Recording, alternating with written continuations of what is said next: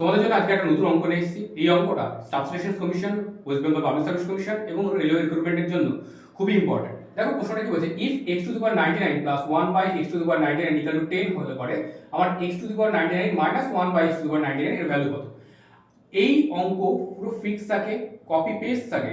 কি থাকবে, কি করে থাকবে, দেখো কপি পেস্ট কোথায় থাকবে, এই যে তুমি ভেরিয়েবল দেখতে পাচ্ছ এখানে x দেখতে পাচ্ছ, এই যে উপরে যে নাম্বারটা দেখতে পাচ্ছ না 99 যদি এখানে 99 আছে, এখানেও 99 আছে, এখানেও 99, এখানেও 99, এই যে পাওয়ারটা প্রত্যেক ক্ষেত্রে সেম থাকবে। এখানে যদি 5 থাকতো x টু দি পাওয়ার 5, এখানেও থাকতো x টু দি পাওয়ার 5, এখানেও x টু দি পাওয়ার 5, এখানেও x টু দি পাওয়ার 5, মানে পাওয়ার প্রত্যেকের ক্ষেত্রে সেম থাকবে।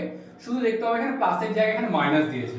তাহলে আমরা কিভাবে করব, আমরা প্লাস মাইনাস লিখব, রুট ওভার করব, যেখানে 10 রয়েছে এই 10টাকে আমরা স্কয়ার করে দেব এবং 4 মাইনাস করে দেব। বলে 4 মাইনাস মানে এখানে 4টা আছে ফিক্সড কনস্ট্যান্ট, ঠিক আছে, এটা হচ্ছে ফিক্স। তাহলে আমরা এখানে অ্যানসার কিভাবে পাচ্ছি, প্লাস মাইনাস রুট 10 স্কয়ার আছে, 10 স্কয়ার মানে কত 100, 100 মাইনাস 4 মানে কত 96, রুট ওভার 96। এভাবে আমরা ফার্স্ট অ্যানসার করতে পারি। এবার তোমাদেরকে একটা জিনিস এখানে বলে রাখি, এখানে যদি প্লাস আছে তাই এখানে মাইনাস জানতে চেয়েছে, তাই যেহেতু মাইনাস জানতে চেয়েছে তাই আমরা এখানে মাইনাস করেছি। যদি এখানে মাইনাস থাকতো, এখানে প্লাস জানতে চাইতো, তাহলে আমরা এখানে কি করতাম, প্লাস করে দিতাম।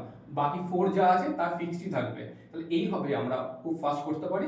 অবশ্যই যদি ভিডিওটা যদি ভালো লাগে তাহলে লাইক করো এবং শেয়ার করে দাও। আর যদি আরো ভিডিও যদি পেতে চাও অবশ্যই কমেন্ট বক্সে কমেন্ট করো।